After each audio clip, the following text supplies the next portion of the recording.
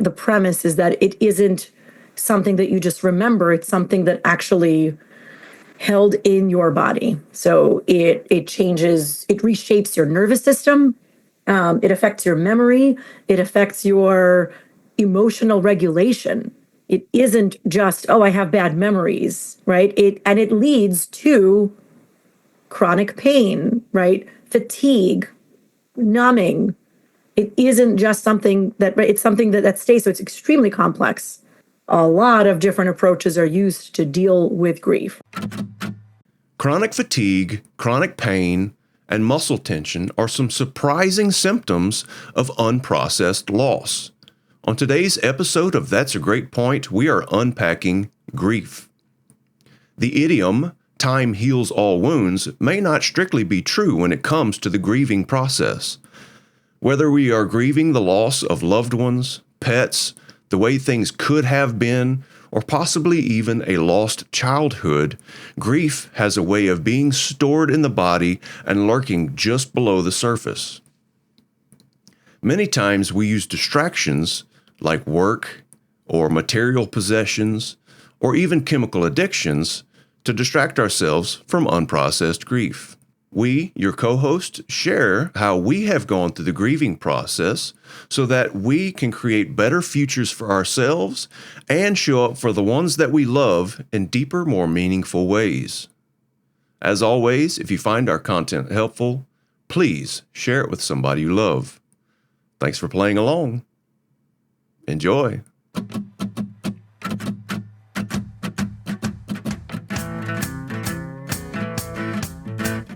Welcome to That's a Great Point, the attitude adjustment for your soul, where co-hosts Elena Doran, Michelle Albers, and Lee Smart discuss deep topics around a life well lived. Let's start the show. Look how pretty we are. Oh my God, you guys. My hair is not doing what I want it to do. We're back to springtime, which to the rest of the world means summer. So it's so freaking humid. It's like being teabagged by Satan whenever I walk out my door. And my hair just goes. It's a big old poof ball every time it happens. So I don't know what to do about that. This long hair thing is new to me. That's quite a powerful metaphor there.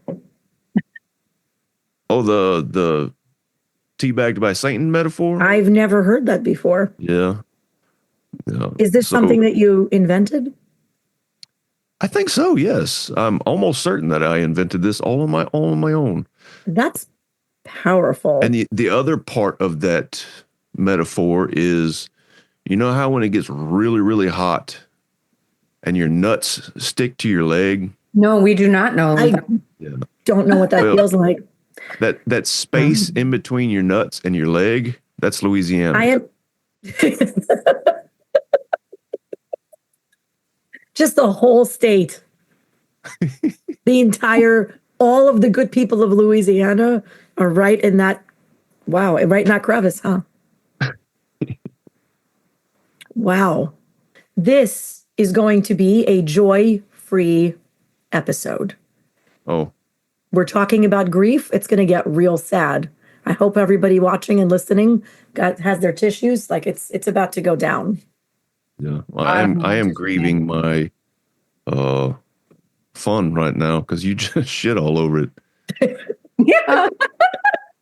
You know where I left my fun? Do you know where I left it? You didn't share my fun. I still got it. I left all the fun with the good people of Louisiana right in that crevice. Mm. Your definition of fun and my definition of fun are two very different things. If that's not fun, Michelle, I don't know what is. Kidding. Stick with me. We'll find some actual fun. Oh, I like fun. Fun if you want. I feel like there should be squishy sound effects going on right now. There should be. We need squish effects. We need the easy button. We need like a horn. We need a whole sound studio. It's funny. I tell my kids this. Like, I like fun. I like stuff just like you. They say, what? And they don't You're not showing us that. I don't believe you. course. No, they know. They see. It's like, let's make good decisions. And I don't want to say no. I want to say yes, and I want to have fun. That's what I like. That's what I tell them. Like, do you like fun? Yes. The fact that you have to tell them is a clue to something. You know, when you're in those moments, when you're reminding them things that they would rather not do, that's not fun. Those moments are not fun. And I am happy to not be fun in those moments. It's like, I'm not your buddy in that moment. I am Thou here. doth protest too much. That's okay. Because you know what? You're not doing it for me, right? It's for you. Mm-hmm. So grief. Yeah. Ooh. I'm going to start off with I'm absolutely not an expert in grief. I'm currently going through it, and that's what sparked the idea for the conversation, because I'm going through it big time here recently. So because it's so fresh and raw and open and now, it's like, why don't we talk about it? Mhm. That's a beautiful and brave thing, my friend. It's been hard. Yeah. It's been very, very hard to go back and look at some of the things I've been taking a look at. So one of the better tools that I've managed to recently find that has been helping tremendously is I've been writing letters to the deceased. And a lot of the same stories get told when I first start writing. It just goes into the same old bullshit that I've been telling myself for years. And once I get past that, all of a sudden new stuff starts to pop out. I'm like, what the hell was that? Where did that come from? Specifically, I'm going to share this with y'all. I'm going to look it up real quick. Y'all talk a little bit while I look for this in my journal, because this is freaking powerful. Yeah. Lee's doing the Linda Richmond skit, if you remember from Saturday Night Live. Like, you talk amongst yourselves. Oh. Give you a topic to discuss. The Civil War was neither civil nor a war. Where are you at with grief? Like currently, Alina, do you feel like are you in some, or what's your relationship with grief? Maybe that's what you ask it. That's a good question. So very much, I spent a long time not recognizing that it was there. And then I've been in it. So grief it weaves in and out of my days. There are some areas of higher concentration of grief that I have been through. That's not as present. It's not as present in my day-to-day now, but there are absolutely aspects of some of the private parts of my life, fewer now than before. They're there, and I do grieve, and the way that grief shows up is, of course, in some expected and some unexpected ways, right? Like waking up to a shortness of breath, and remembering something and crying, and falling into habits where you relive memories, right? Or reacting a certain way, and that triggers a feeling, a memory. So, grief, and we're certainly going to talk about it, is there isn't the right way. There isn't the right period of time. There isn't like a time window when it's appropriate or when it happens. It's not, people grieve so very differently. So, I've been through lots of it, and it weaves through my life today.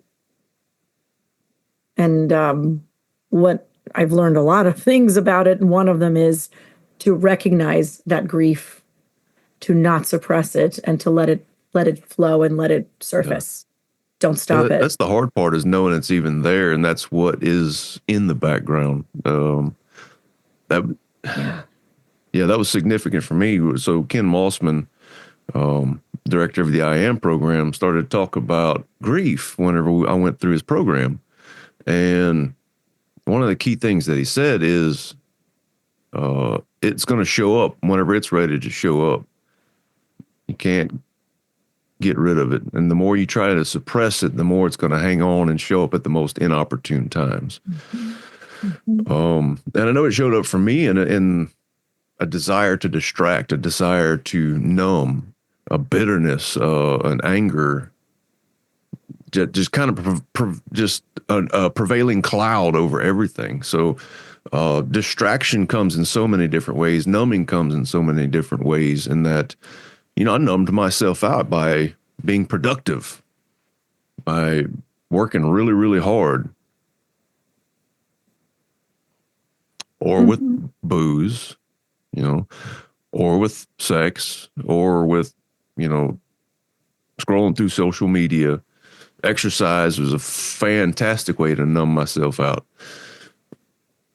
Mhm. Interesting. Exercise can be a way to numb, and it could be a way to let it let it out. Right. I remember going through a very acute period of grief and accepting a new reality that I did not sign up for. Right. That was not by design. My life was going to be very different than I planned, than I worked for, and I invested in every part of my being. And coming to grips with reality, this new reality, like my family wasn't going to look the way I designed it to look. And it was just a deeply, deeply painful thing to concept to even look at, right? See that it's there, see that it's causing me tremendous grief, and then make eye contact with it was so hard. So I used to, Yeah, yeah. We're talking about the loss of what could have been, or what I oh, think that's should the have grief. been. That's the grief. The grief was I had a very, very specific picture of what my life was going to look like, what my Yeah. family was going to look like, what I was building. And I was all in on that. I did my part. So there's this anger, like this anger that was, and then there was grief of, but I did everything. And then I still, of course, I made mistakes along the way, no doubt.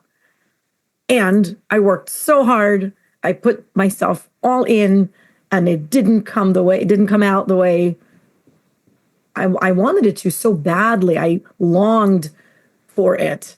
And then I would have reminders all around me of what looked from the outside like these beautiful, functional, happy, peaceful families where there was, yeah, peace and love in those families. And I longed for it so much. And I would be reminded of it everywhere I went. And so there was it came in waves. It came in waves. It came in like a tsunami where it just shook everything up and redistributed everything in my own figurative house. And over time, I learned, as I learned more and more, one, to name it like, oh, that's grief. I started to understand that's what was happening. And once I understood that that's what it was, I let it be. I let it come through. So that meant that I would sometimes run to a remote part of the neighborhood and cry because I didn't want to let it, I didn't feel like I could let it out in front of my kids. Right. So I would go somewhere else and let it out, come back in. And you talked about journaling. So what I would do a lot is I would use transcription software and talk into it. And sometimes I would talk to myself where no one else could hear me. Just saying it out loud felt like I was letting it out.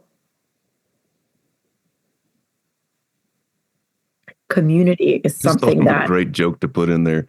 It's been so mean though. You mean like right now? talking it out. Yeah.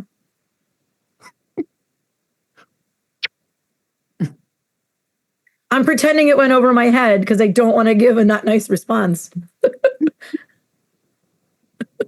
Oh, I want to hear what you have to say, Michelle. I want to hear your journal. We'll get I there. yeah, I think grief is one of those things that we don't always recognize, and I think I think there's different kinds of grief. I keep calling it grease. Like what the heck? That. It is greasy. It can be slippery. It's definitely messy at times. I think there's the kind of grief that never goes away. It just evolves and transforms, much like fear. It just is always with you because you loved so deeply, or something along those lines. And then I think grief can also be one of those things that does transform and just becomes love and gratitude. But I think it depends. And like for me, the grief that never goes away is like, this is going to sound like weird that I'm comparing the two, but like my mom and my dogs when they died, like that doesn't go away. I will always miss them. I will always have a form of grief around those things. And then there's the kind of grief where it's like I'm grieving my old self or my old story or my old ways or my old childhood even, and that I've found can evolve into full-blown acceptance and gratitude and love and appreciation, and that is a different thing for me because I don't feel like I'm always in grief of who I used to be. I feel like I am like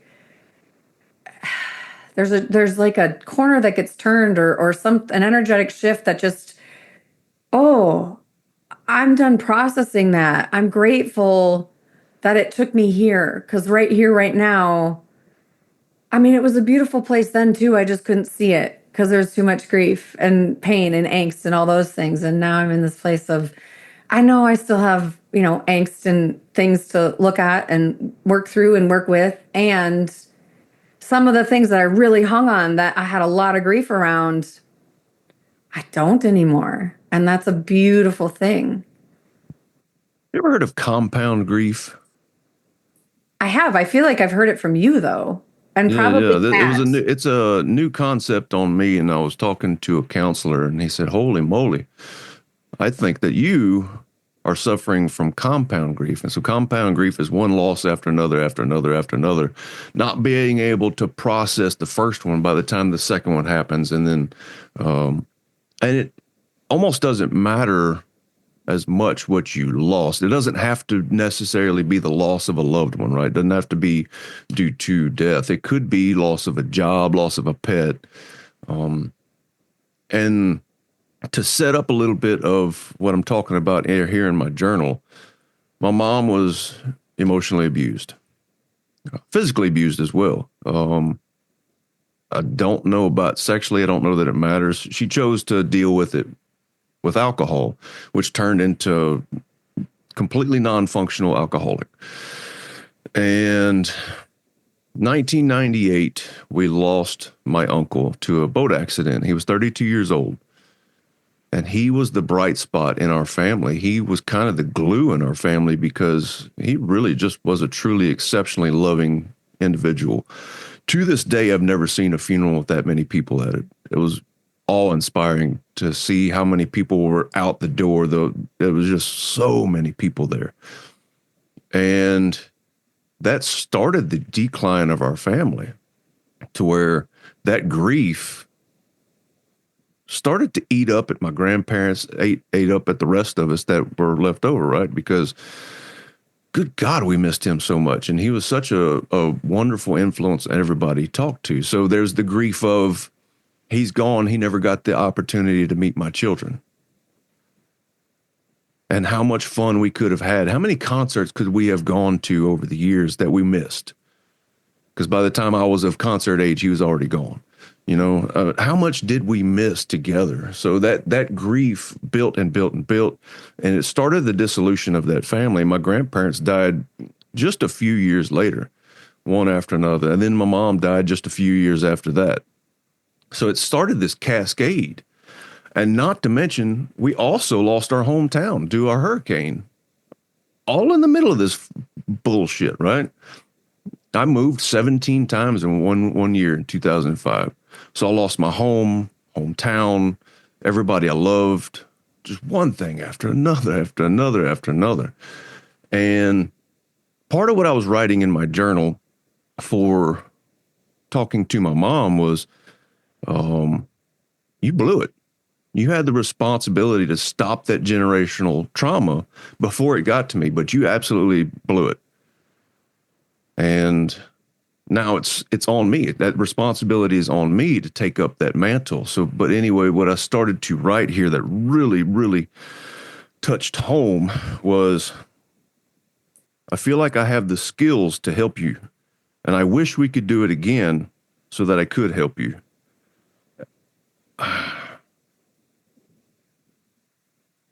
At the end of all this, I do love you. I wish so much that things would have been better for you, that you could have had a happy and pain-free life. It's too late for you now. It's okay. My brother and I have got this. It's my responsibility now to take on that responsibility for stopping that generational trauma. I grieve desperately for what you didn't have, for that lost potential, for how much you hurt. You had pain, and that is what you gave. I'm so sorry for what you endured. Nobody deserves what was given to you. What you then gave in turn. That is what you had, pain, and I wish so badly you would have had love. I send you my love now. All I've been giving you is anger, but under that anger is a deep powerlessness to help. I'm so sorry it's too late to help you now. I love you.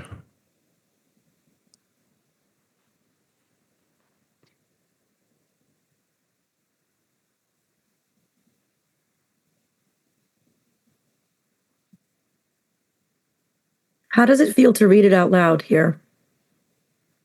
Yeah, my heart is pounding right now in a way that it doesn't, because this is deep, right?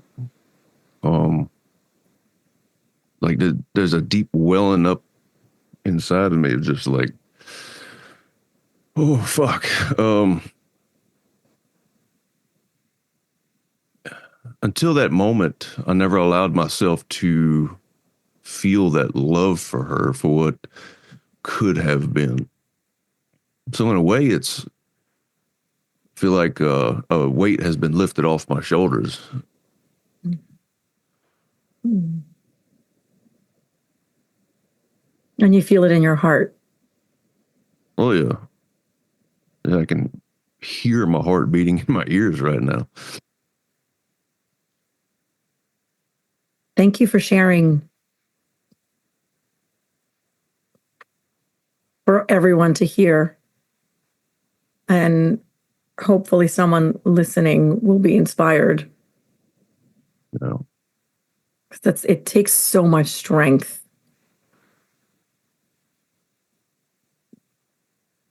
that's what I'm finding out as I go through the grieving process, that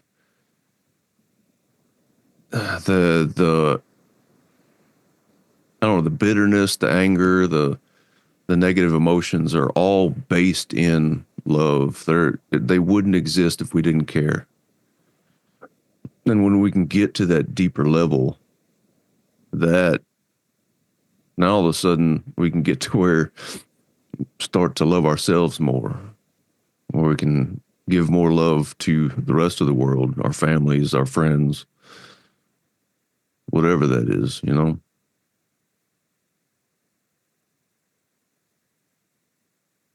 Um, it sounds like there's a space that's being created that was overtaken.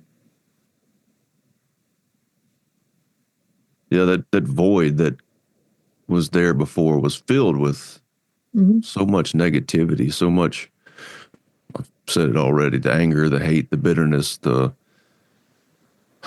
desperate need to be better.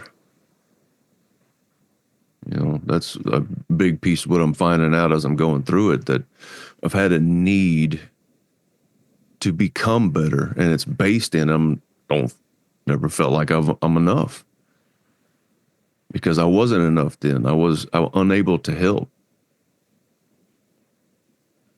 And how hard I have pushed myself over the years to do and do and do and go and more.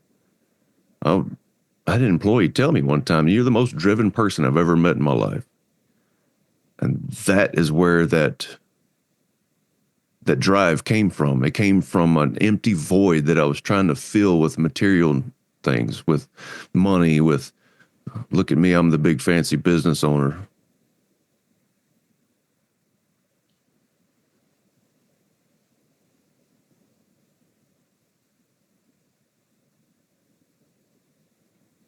There's no amount of external that can ever fill an internal void. feel like the external like fills those voids almost in a way to hold space for us until we're ready, until we decide, until I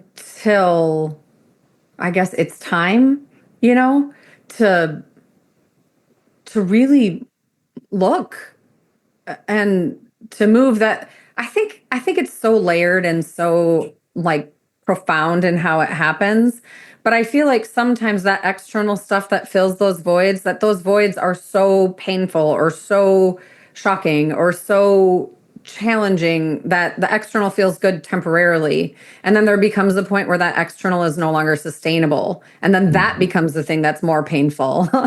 And it's not even taking us anywhere, right? It's just holding a space for us until, and then when that becomes just exhausting is really how it works. It's like that experience for me. It's like it's exhausting. It literally sucks the life right out of you, and you've got nothing left. So until, and then you move that aside, and it uncovers this stuff that then we look at and we leap into. I think the unfortunate part is so many times when we get to that place, when we decide and have the opportunity to actually look at the grief, what we're talking about today, we're often depleted. So then looking at it is really challenging.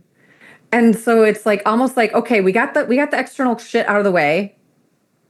I wish it was easier. And I know this is not possible. I think it's possible to do the thing, but I don't think it's easy to pause and recharge and regroup and give yourself some grace before you actually go in and start seeing, like you know, like that journaling, Lee, that uncovered something for you, that unlocked something, and that showed you something.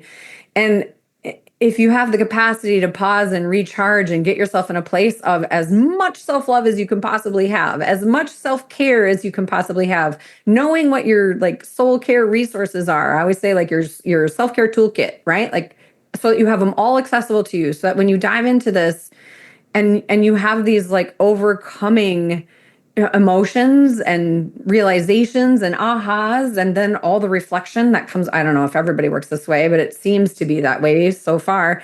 You have this reflection that comes in, and then you start down the other path that is your common patterns, right? Like, I'm not claiming this for you. I'm saying, like, for me, I go into that self-judgment, guilt, shame. What could I have done different? What could I have done better? How could I have changed it? How could it have been like a better life for me, for them, for, you know, and it's just like, whoa, it's so messy and so big, so fast. And it's like the external is easier for a little while. The problem is it's not sustainable. And then when you're brave enough and have the capacity and it's given to you that opportunity to do what you're doing right now, Lee, it's such a gift and it takes you somewhere, but it ain't no easy button. It is full blown, holy shit, what do you mean I have to look at myself in this new and different way? Holy shit, what do you mean I have to look at them in this new and different way? What do you mean I don't get to be mad anymore? I'm comfortable there. That helps me avoid all this bullshit that I don't have the energy or capacity for. At least that's what I tell myself. And the reality is like doing it builds something for you. And it does give you grace, but it doesn't feel that way when you start. It feels really messy. At least for me, my experience is that way. Real quick before you go, Eileen, I see you chomping at the bit. There's a statement that I want to put out there that is a fucking beautiful statement, and that to be able to move into a better future, we have to give up the thought that we could have had a better past. Mm. There's a pretty well-known book when we talk about grief and trauma, which dance together, called The Body Keeps the Score. It's a classic. And it was groundbreaking. It's a groundbreaking book. And it really focuses on childhood trauma.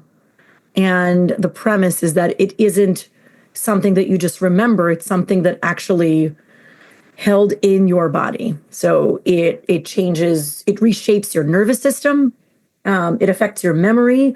It affects your emotional regulation. It isn't just, oh, I have bad memories, right? It leads to chronic pain, right? Fatigue, numbing. It isn't just something that, right? It's something that stays. So it's extremely complex. And a lot of different approaches are used to deal with grief, right? I've never tried EMDR. It's like the eye movement and desensitization therapy. I've heard it does wonders. I have friends who've tried it and they say it's amazing. I can't speak to it. There's certainly talk therapy that we all know about. There's somatic therapy, so breath work, yoga, all the ways to help the body heal and connect, right? To get in touch with the body, to even know where the pain is, to tune into it. A lot of different approaches to it, but it is much more complex than, you know, than one conversation can really give credit to. It goes deep. You've been holding it since you were a little boy, and you had, right, the cumulative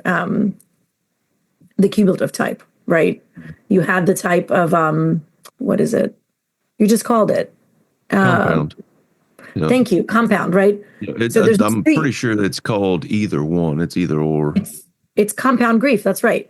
There's two other kinds that are, you know, labeled. One is called anticipatory, and that's before the thing happens. You're already grieving what you're about to lose. And then there's the disenfranchised, which is, it's like a loss that isn't widely recognized by society. So you're dealing with it in isolation, like a miscarriage, like the loss of a you know, a loved one that you're keeping private, or a pet, or something that one is she feels ashamed to speak about. So they're holding it in suffering in silence. I think that's a big one. That's a big one that is important to surface here. How horrible suffering in silence is with that grief, like sitting there. Once you recognize that you are grieving something, once you have that awareness, do yourself a favor and reach out to someone. Find a tool. There are so many. In this day and age, we're so lucky. Wherever you live, whatever your life circumstances are, whatever your budget is, find a tool and explore it. It's a mistake that I've made over and over, and I'm learning from my mistakes. And I hope that others learn with a little bit less pain, a little bit less like banging over the head with 2x4s, not as much scarring, right? To reach out. Don't suffer alone. Grief is as old as humanity. Animals show grief. Like I watched a koala. A koala lost his mate, and there's a video of him leaning over his life partner and grieving over her body. And it was incredible to see. We are wired for love. And so when we lose that love, it hurts so much. There's such an emptiness, right? That space is, if that space was taken up with love, right? We're wired for love, and then we don't have it, and then it hurts so much. It's in our biology. It was a holy shit moment for me whenever I realized that some of the symptoms of grief are muscle tension, chronic pain, chronic fatigue. Whenever I found that out, I was like, oh, geez. Yeah, that's because that's my whole life. I've been diagnosed with multiple autoimmune disorders, and I don't know if it's chicken or the egg scenario, but it's all interrelated. You know, the genetics plus the trauma and the grieving and all that has created a perfect storm where I spent my life in pain and tired. It's exactly what you described. Is exactly, I saw you nodding. What's described in the Body Keeps the Score book. Yep. Yeah, If you haven't- phenomenal book. And Yeah. I'm reminded that it's time for me to go. I haven't read that one in a few years now. And with some of this new uncovering that I'm doing, it's time to go visit that one again, because I'm definitely in the middle of it for sure. Yeah. It's one of the books on my shelves. It's like it's a good one. It's a good one because pain is it's worth learning about. For sure. It's So how do amazing we, how, oh, go ahead. yeah, no, please. It's amazing. Well, I just think it's amazing how, like, I never would have thought that releasing tension in my body would bring a recall in of a memory, or even not a recall of a memory, but an emotion that I didn't know existed in my body, let alone in that particular place of my body, right? To experience that, you know, is fascinating. It's a reminder that like you don't know what you don't know. Like you don't actually know what's there. We don't know everything that we're holding on to. We have awareness around some things that we're holding on to, and I think sometimes we spend so much time avoiding those things, we just tuck them in deeper and they become the things we're unaware of because new things come in, and maybe not, but it's fascinating because I think this is the type of thing that I would have been really skeptical of in my 20s, really skeptical of. And then I started Thai massage training in my early 40s. Like I think I was 41 when I started that training and almost 42. And I started witnessing it like in myself, in others, and then not understanding it and having really great teachers, thank God, that could like explain to me and help me unpack what was actually happening. And some things we just can't explain in words. And to hold space for someone on a Thai massage mat when you're working with them and they're having a full blown cry it out meltdown and they don't understand why, to try and formulate words to hold space, which most of the time, I mean, like in Thailand, they don't say anything. They just let you cry. There's nothing to be said. It's yours. It's not theirs. There's nothing to do other than to just keep going. Hand you a tissue, maybe. It's fascinating how there's so many different ways we can so-called unlock. There's so many different ways we can grieve. There's so many different ways we can transform. And I find that humans in general, at least my experience, we seem to spend more time and put more effort into avoiding those pain points than we do into seeking things that might potentially cause us some relief. And I find that fascinating and ironic and frustrating all at the same time for me, for my own journey. And the more I see it, the more I can't unsee it, and the more I'm making different choices. Because I understand that avoiding that is way more pain for way more long term than just getting in there and figuring out how to get in there and how to see it or not see it, but just release it. Sometimes I don't believe we have to recall every single little detail, but I do believe there's a surfacing and then there's a surrender, and that surrender is key. But we just hang on so tight to so many things that cause us so much turmoil, grief included. I mean, so much of grief is simply because we have these expectations or these visions of the future that we wanted to happen or we wish could have happened. And I mean, that was my experience with my mom. She died suddenly. I had no idea that was coming. She was a spunky, feisty woman. And next thing I know, it was like stroke, week later, she's gone. And it was like, holy crap, I had all these things we were going to do. What do you mean she's gone? And it was like, I think that caused me more pain than the love I had and the loss of her being here. It's fascinating.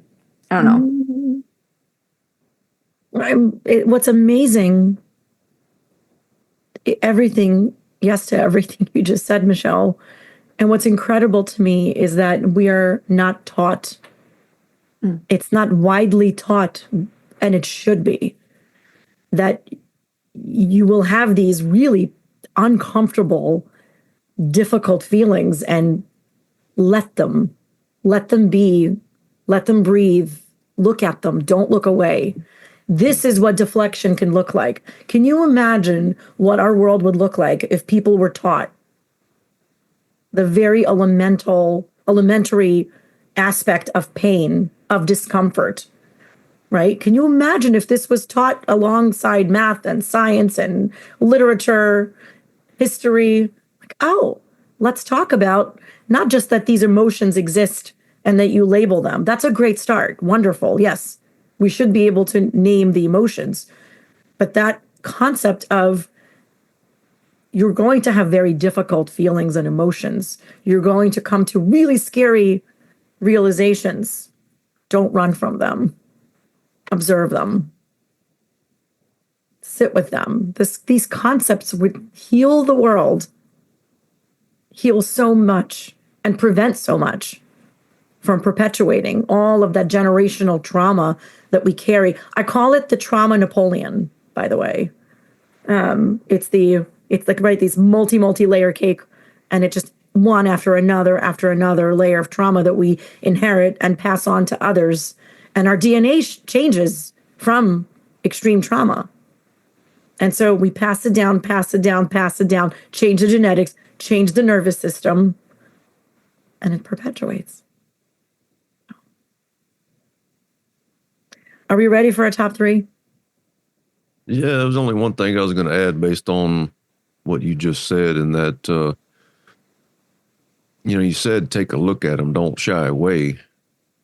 But part of that is knowing what to look at and what it feels like when we look at it. Because for years it was there for me, but I didn't know that's what it was. All I knew that I was having a very hard time just functioning. So I decided to get help with functioning. And as we started to dive into why it was I stayed so tired, that's whenever it started to surface. Hey, man, you're dealing with massive grief that you just never processed from more than 2 decades ago. So most of the time, I don't think that we're aware that's what's going on inside of us. So knowing that that's a potential that we're suffering from the grief, and that's what's causing us to not function well, to have more negative emotions than positive, to just feel like crap and not even really have a good source for feeling like crap. You can't quite put your finger on why you feel like crap. Mm-hmm. It's a pretty good place to look. Mm-hmm. So with that, let's do it. Let's do the 3. Let's do the 3. Grief. It's a big one. Number 1, grief is not a problem to solve. It's a process to honor. Don't try to rush it. Don't try to fix it. Definitely don't try to avoid it. It demands witnessing, not quick solutions.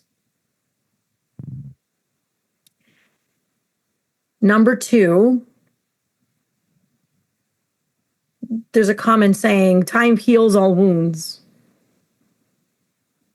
There are societal expectations of how long it should, quote unquote, take to grieve something.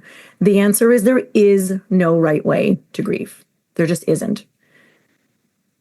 There isn't the right amount of time. There isn't the right place, and there isn't the right expression. It can come out as tears. It can live in silence. It can come out in rage. And it can even come out in laughter. And all of these expressions, they belong. They belong. Your grief is as unique as you, just as your fingerprint is. So there is no right way. And number 3, grief and love walk hand in hand. We grieve because we've loved. And in a way, grief is proof that the love that we had didn't end. It continues. I'm going to say something that would have probably upset me a long time ago. There can be a beautiful gift in the grief. I would have been so mad to hear somebody say it years ago. And then I've come to the realization, no, there really can be a beautiful gift. There can be a deep appreciation for what is, for the capacity to love that we have, for the possibilities in the future. So those are the three on grief. Grief.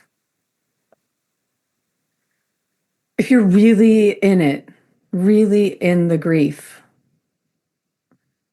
perhaps go outside, put your feet in the grass, and take a look around to bring yourself back to the present moment, which is really just grounding. People say the word grounding and nobody knows what that means, or often people get confused by it. Go outside, put your feet on the ground, and look around and just notice what's around you and take a deep breath. Because sometimes grief is so loud and so powerful, it takes your breath away. And to mindfully bring yourself back to the present moment for just the smallest reprieve can be a beautiful gesture for yourself to invite you to continue the process versus wanting to run away from it.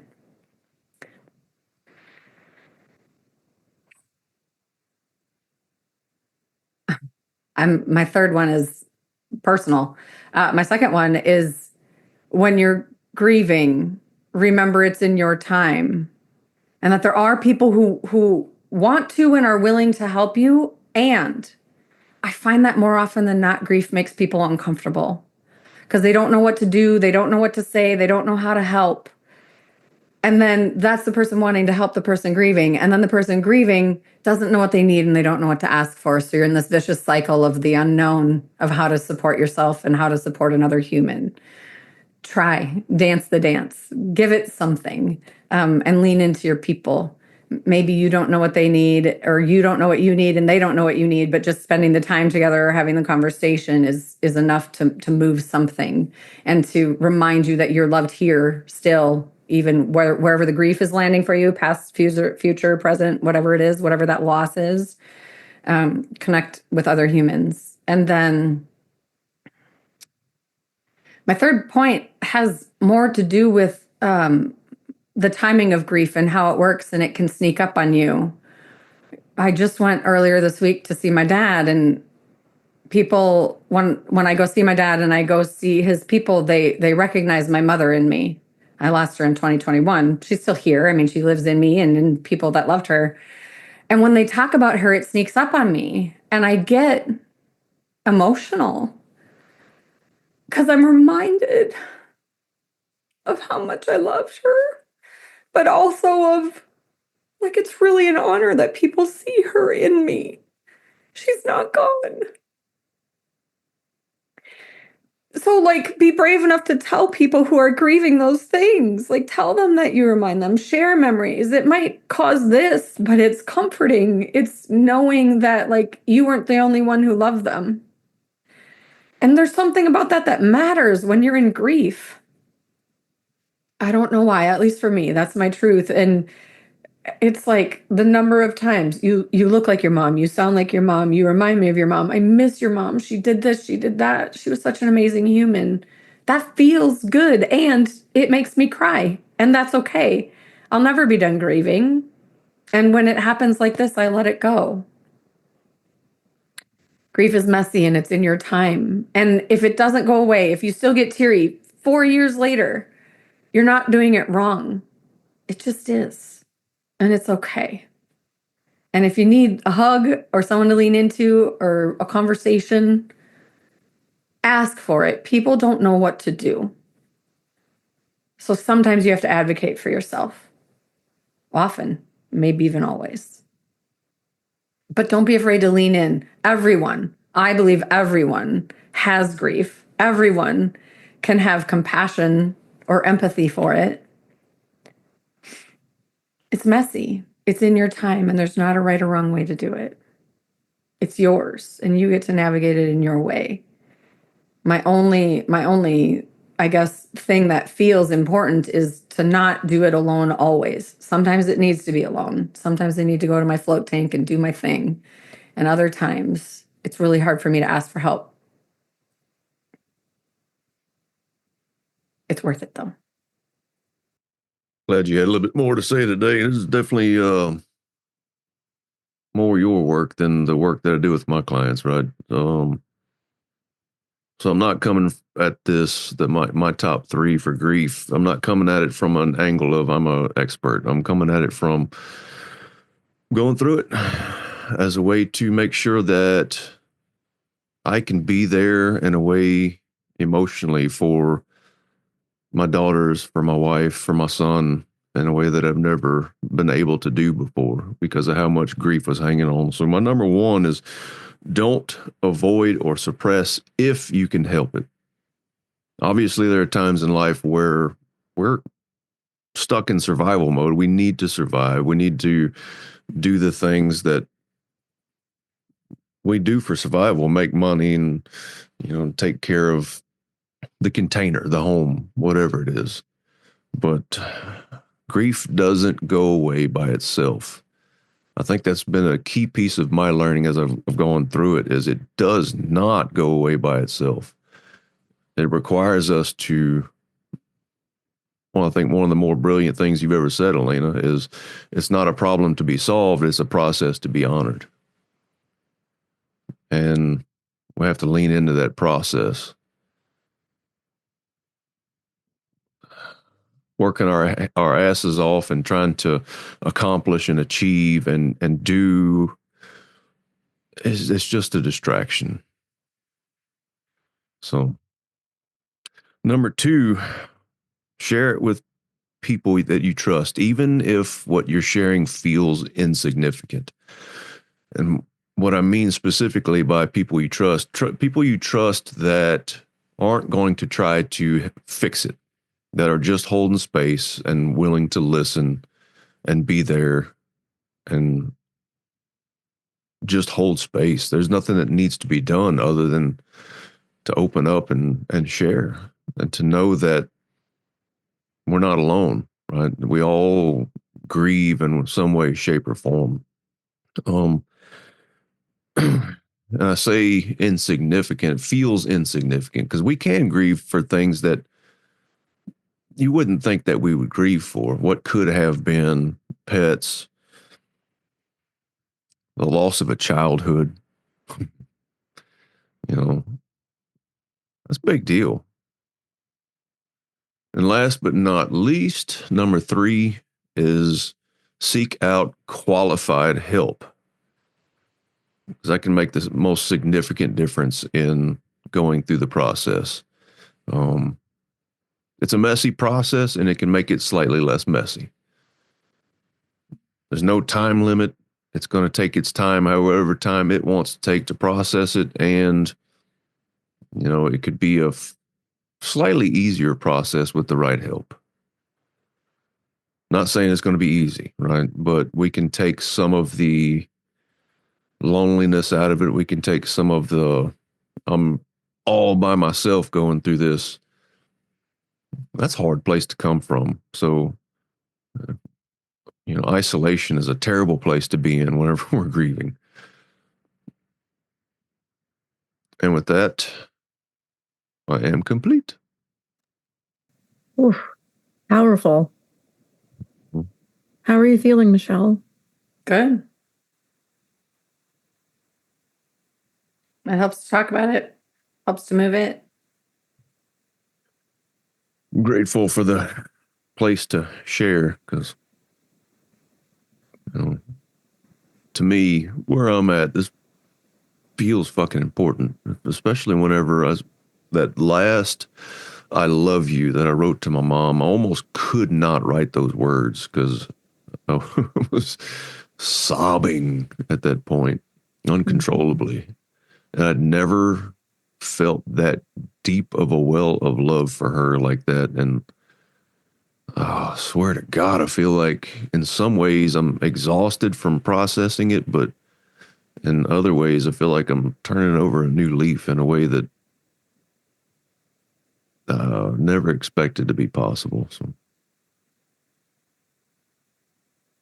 Beautiful. Tremendous. Messy, right? But beautiful. Mhm. Tremendous. I mean, it's life-changing is what it sounds like. I I can't wait to hear an update when it feels right. I didn't talk about it in my 3, but I'm just like realizing that in July I'm doing my next summit, my next retreat is not just grief, it's grief and what I'm calling the F word, forgiveness. They go together so in such a weird way. Because if you're grieving something, there's probably some sort of anger there or something to forgive in some way. And Yeah. it's going to be an interesting one. We touched on it on this last one, and I'm like, oh dear, are you all ready for this? Like, you sure you coming back, right? Like, this is going to be good. It's so needed. It's so needed, and it's not weird. It absolutely they go together. It makes so much sense. Yeah. Grief and forgiveness. Yeah. Beautiful.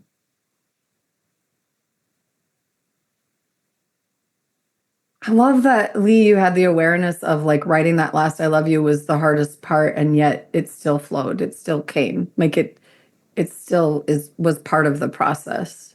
And the pause to notice that it almost wasn't, I just think that's so beautiful. That awareness is like it's a piece that we don't always like infuse into our grieving. It And it's the wasn't piece intentional that we, either. It just oh flowed right out yeah. of me in a way that I didn't know that was coming because I'd Yeah. already written pages and pages and pages before that. So I was in a full flow state with my writing. It was just, I don't know, it just kind of came through me and it came out in a way that I did not see coming. So, yeah. Yeah. So So, beautiful. all right. So, perfect place to say, I love you. I love you. So much love. Bye now. Bye. Bye. Thank you for listening to That's a Great Point with Elena Doran, Michelle Albers, and Lee Smart. To find out more about how we can serve you, check out our links in the show description. Thanks for playing along.